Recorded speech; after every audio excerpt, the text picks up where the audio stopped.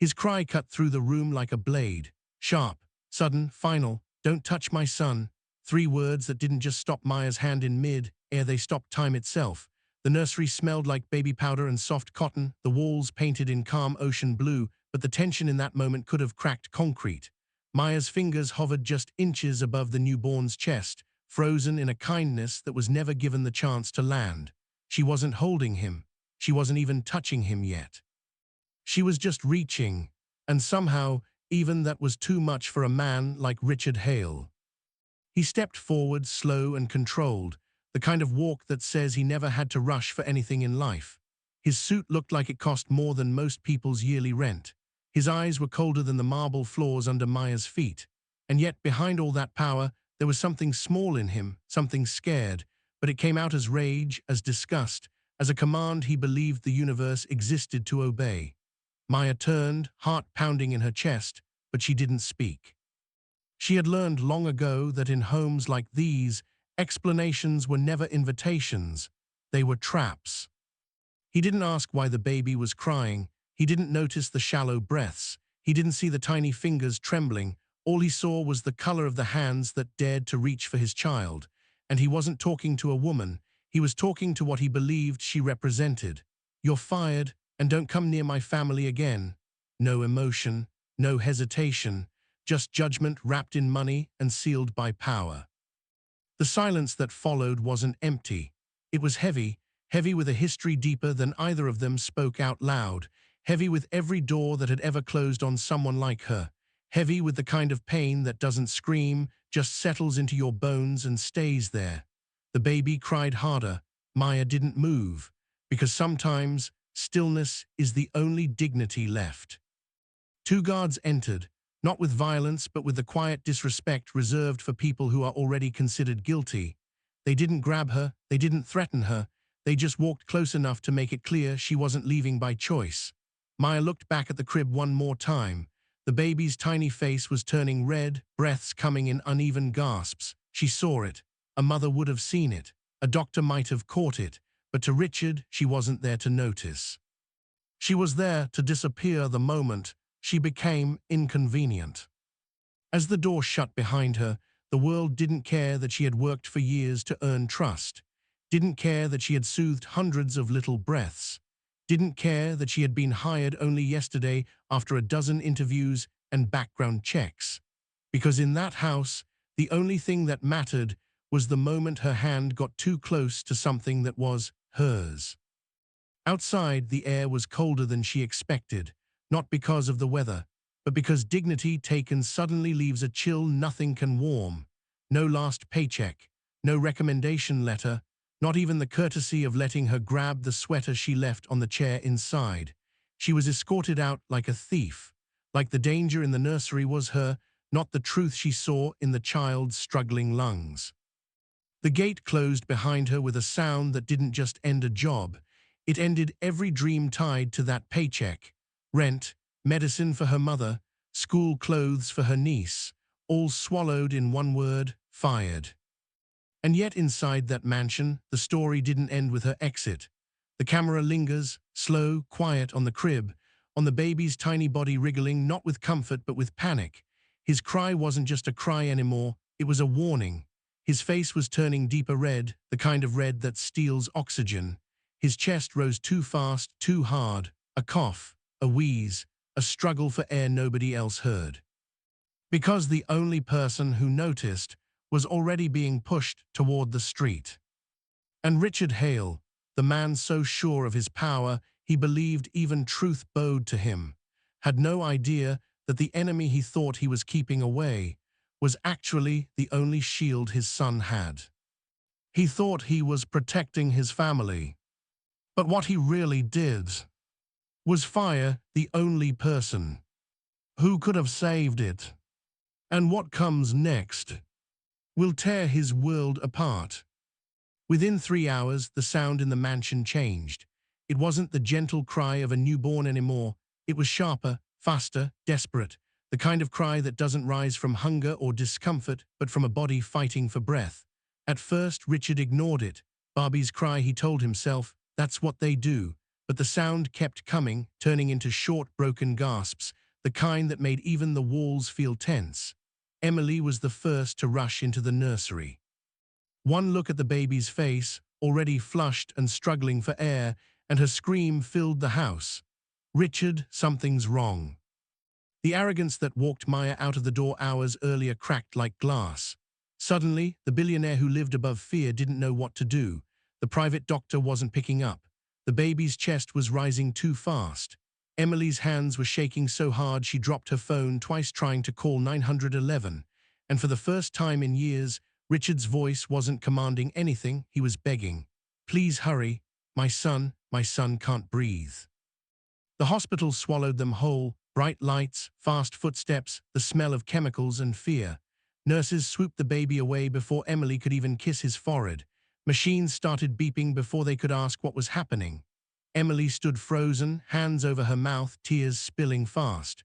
Richard tried to stay composed, but the truth was printed on his face. He was terrified, not of losing money, not of losing control, but of losing something money could never replace. The doctor walked in with a clipboard, eyes firm, voice calm. "When did the breathing issue start?" Richard answered fast, like speed would fix the truth. "Just today, out of nowhere." The doctor didn't nod, didn't respond, just wrote something down. Then he asked the question that sliced through Richard like a silent blade. "Has anyone noticed this before? Any caretaker? Any nanny?" Richard scoffed without hesitation. "We fired the nanny earlier. She tried to touch him. She said something about his breathing, but she was overstepping. I shut that down." He expected the doctor to agree, maybe even praise him for being protective. But the doctor just stared at him. Not angry, not impressed. Just stunned. "She wasn't overstepping," the doctor said. "She was trying to help your son breathe." The room didn't just get quiet, it died. Emily turned toward Richard slowly, like her body already knew what her mind didn't want to believe. "You fired her for that?" she whispered. Her voice cracked on the last word. Richard's jaw tightened, but his confidence was draining fast. "She crossed a line," he said, but it didn't sound strong anymore. It sounded like a man trying to defend a collapse. The doctor went on, "Your baby is showing early signs of respiratory distress. A trained nanny would have caught it sooner, would have called for help. Time matters with infants." And now, his voice dropped into something colder. Time was lost. Richard's throat tightened.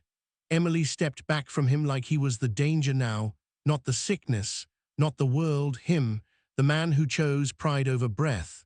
The monitors beeped in the background, each sound a reminder that every second mattered, and every second Maya was trying to save had been destroyed at the door.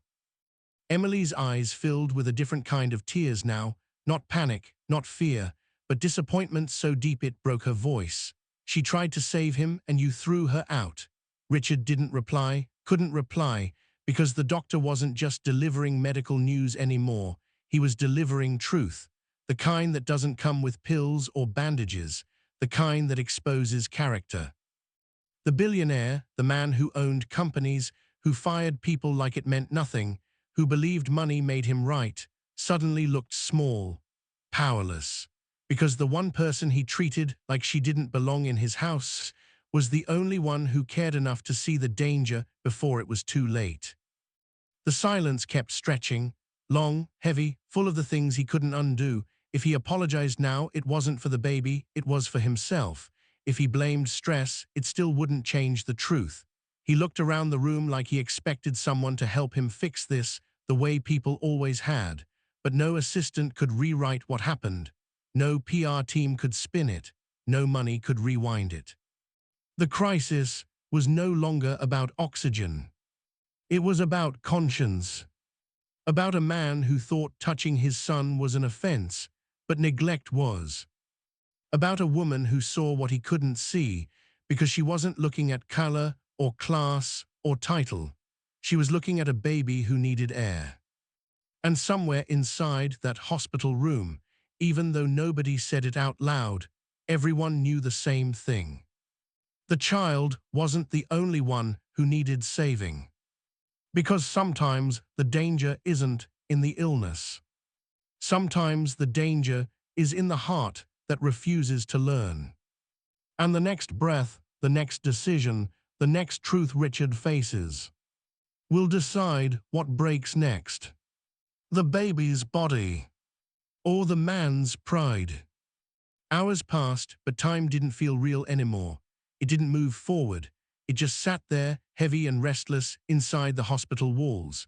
Richard sat in a hard plastic chair, suit wrinkled, hair out of place, the weight of fear pressing into his spine. He wasn't thinking about money or headlines or the empire he built. All he could hear was the faint, broken breath of his son on the other side of a glass wall.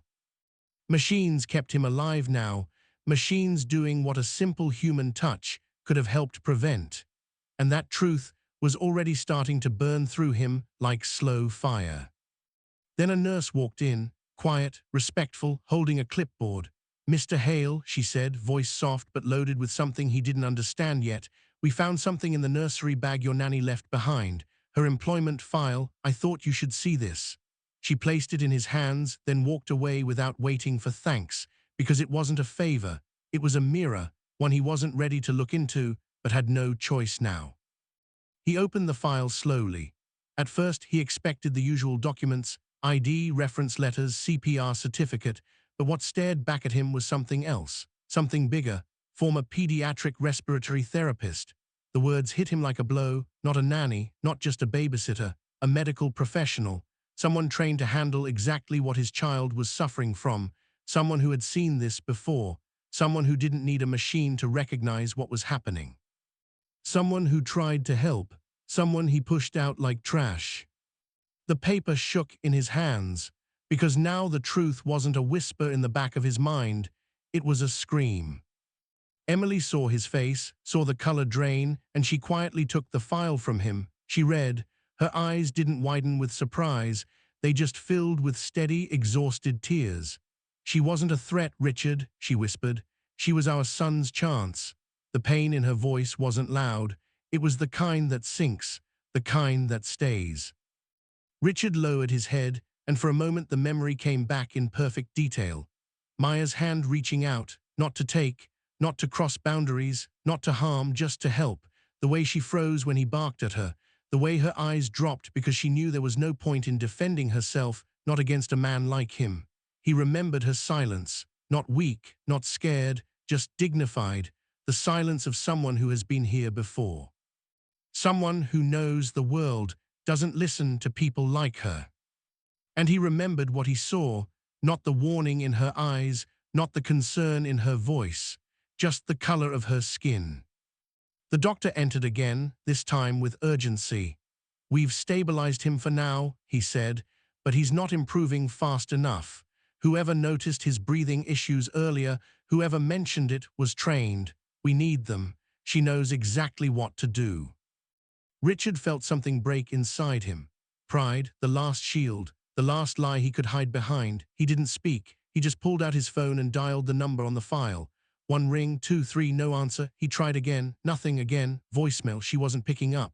And why would she? He didn't just fire her. He humiliated her, threw her out, stripped her of respect, income, and trust in a single moment. Now he expected her to rescue him like nothing happened.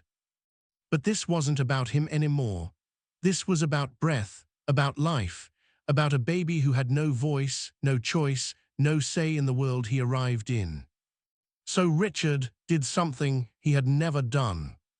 He left the hospital. He drove. No driver, no assistant, no security escort, just him, alone in the rain, hands tight on the wheel, heart beating like a man being hunted by his own mistakes. The city lights blurred through the downpour, but he didn't slow down. He had fired her in the morning like she was disposable. Now he was racing through the night because she was essential. He pulled up to a small apartment building, paint chipped, steps cracked, nothing like the marble world he lived in. He stood outside the door, rain soaking his $1,000 suit, his hair, his ego. He knocked once. Nothing, knocked again, softer this time. Footsteps. A pause, the door opened. There she was. No anger, no shock, no words ready to explode, just the same quiet dignity she held when he tore her dignity apart. She didn't step aside. She didn't invite him in. She just looked at him with calm, tired eyes that said, "Say what you came to say." For the first time in his entire life, Richard Hale, the man who commanded rooms with a sentence, who fired people with a shrug, felt his voice shake. "I was wrong," he said. The words came out heavy, unpolished, human. "I need your help. My son needs you." That word need didn't belong to his vocabulary, not in business, not in marriage, not in life, but there it was, not forced, not strategic. Real. For once, power meant nothing, money meant nothing. All that was left was truth, and a man finally stripped down to it. Maya didn't smile, didn't rush, didn't offer comfort she hadn't been given. She just looked at him for a long moment, long enough for him to feel every second of what he'd done. Then she spoke, voice calm, steady, professional. "Get the car, I'll get my bag." And just like that, the balance of power shifted. Not through revenge, not through rage, but through grace. The kind only the deeply wounded know how to carry. As they walked back into the rain, no one said a word. Because some stories don't need sound to be loud. Some apologies don't need sentences to be understood. Some moments don't just change the day, they change the man. And in that silence, one truth finally stood clear. She wasn't the one who needed saving.